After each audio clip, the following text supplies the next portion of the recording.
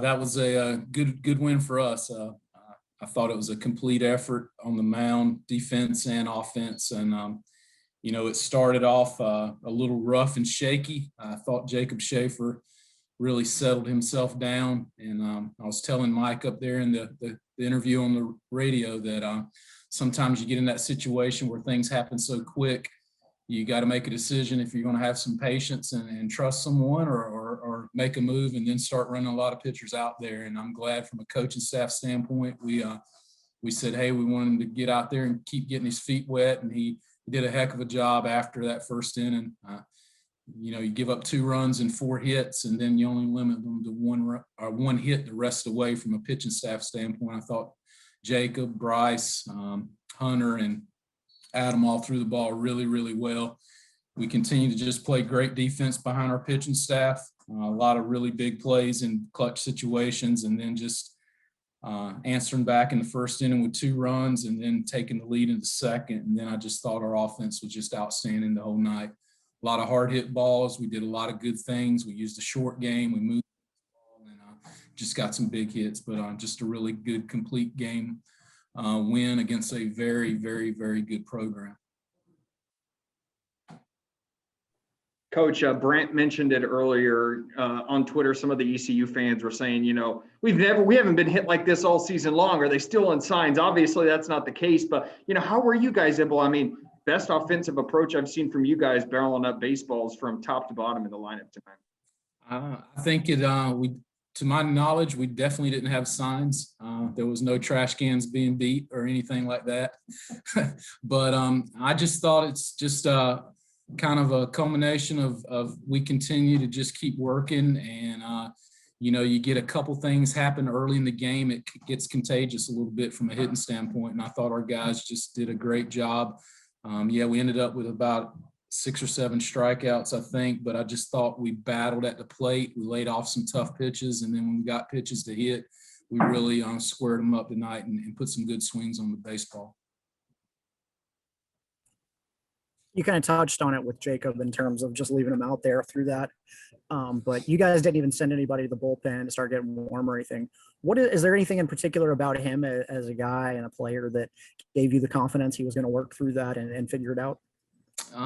He's just got a lot of potential, and he's part of our future on the mound. And at some point, you got to let them grow a little bit, even if they have failure.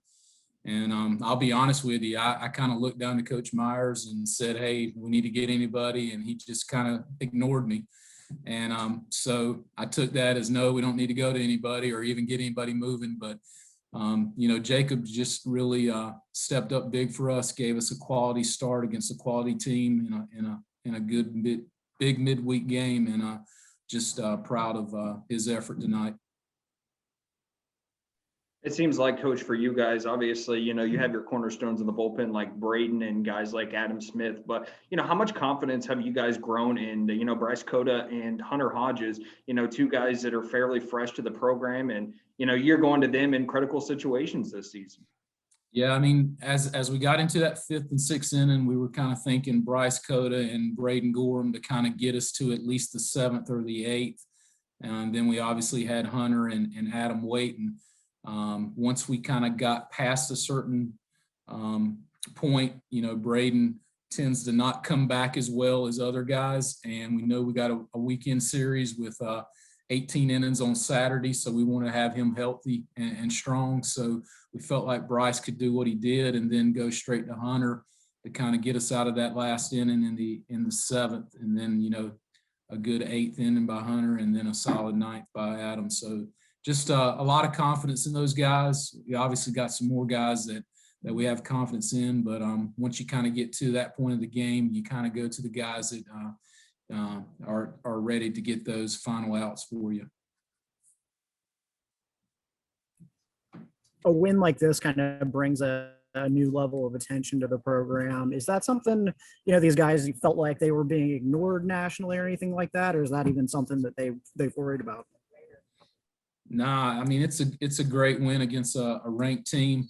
I've mentioned before, I feel like we've got the ability to be ranked, the talent to be ranked. We've just got to keep putting good games together and winning baseball games and beating quality opponents when we get the opportunity.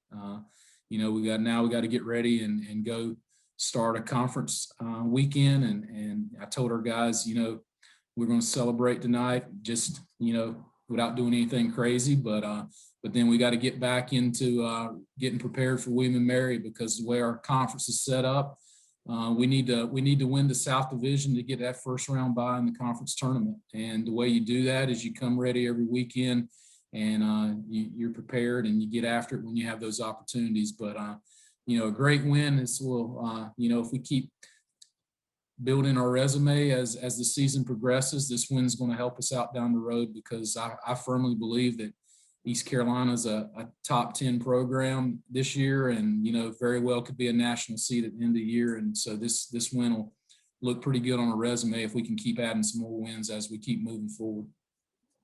You mentioned it there, Coach. First time headed on the road for this team. An unlikely start where you get so many different games at home. 14 straight. How can you guys kind of carry this momentum onto the road? And first time for some of these kids playing on the road in college baseball.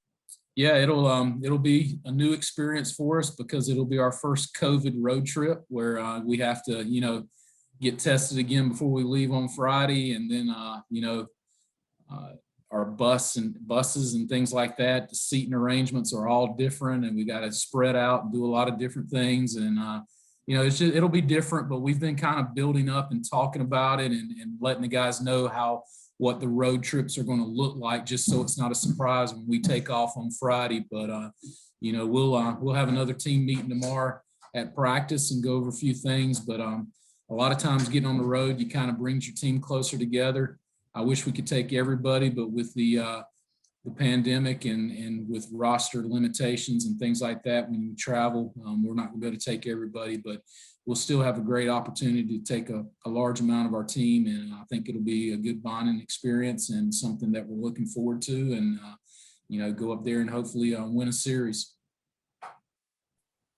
Not to get too far ahead, but in the past, the difference between a lot of big time programs or big conference programs, mid-major league programs, is pitching depth. And do you feel like tonight was kind of a preview of where the pitching depth is for this program, and is it the most depth that you guys have had since you've been here?